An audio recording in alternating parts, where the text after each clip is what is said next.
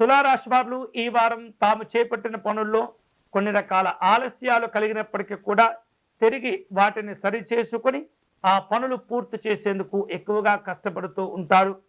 దూరపు బంధువుల నుండి శుభవార్తలు అందుతుంటాయి. ఆర్థిక స్థితిగతులు నెమ్మదిగా మెరుగుపడుతూ ఉంటాయి. దీర్ఘకాలికంగా తాము ఎవరైతే అప్పుల భారాలతో అప్పుల ఒత్తిడితో ఇబ్బంది పడుతూ ఉన్నారో వాటిల్లో కొంతమేరకు అప్పులు తీర్చి ఉపశమనాన్ని పొందుతూ ఉంటారు. నాయకుల మధ్య మనస్పర్ధలు పెరుగుతూ ఉంటాయి. స్థిరాస్తులకు సంబంధించినటువంటి కొనుగోలు వ్యవహారిక విషయాల్లో ఆటంకాలు కూడా నెమ్మదిగా అధిగమించే ప్రయత్నం చేస్తుంటారు. నూతనమైనటువంటి వస్త్ర ఆభరణాలు కొనుగోలు చేస్తుంటారు.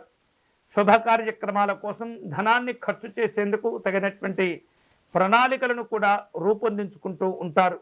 వ్యాపారంలో స్వతంత్రమైనటువంటి ఆలోచనలు కొన్ని కలిసి వస్తూ ఉంటాయి. ఉద్యోగాల పరంగా మంచి ప్రోత్సాహాలను కూడా పొందుతూ ఉంటారు. చిన్న తరహా పరిశ్రమలకు వివాదాలు తీరి ఊరట కూడా లభిస్తూ ఉంటుంది. వారం మధ్యలో సోదరులతో ఉన్నటువంటి సాన్నిహిత్యం ఉపయోగపడుతుంది. ఆదాయానికి మించినటువంటి ఖర్చులు కూడా పెరుగుతుంటాయి.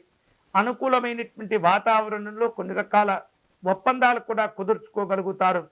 దూర ప్రాంతాల్లో ఉన్నటువంటి వ్యాపార సమావేశాలను నిర్వహిస్తూ ఉంటారు. వినోదపరమైనటువంటి కార్యక్రమాల్లో పాల్గొంటుంటారు. విలాసాలకు పోయి కష్టపడి సంపాదించినటువంటి ధనాన్ని కూడా ఖర్చు చేసే పరిస్థితులు కనిపిస్తున్నాయి. ఈ వారం తులారాశి వారు శుభకరమైనటువంటి ఫలితాలు పొందేందుకై మహాలక్ష్మి అమ్మవారిని పూజించటం మంచిది. అష్టలక్ష్మి స్తోత్రమును నిత్యము కూడా పారాయణం చేయటం, అమ్మవారికి కుంకుమార్చన నిర్వహించుకోవటం, లేదా గులాబీ పుష్పములు తామర పుష్పాలను సేకరించి మహాలక్ష్మి అమ్మవారికి అర్చన నిర్వహించే ప్రయత్నం చేయండి.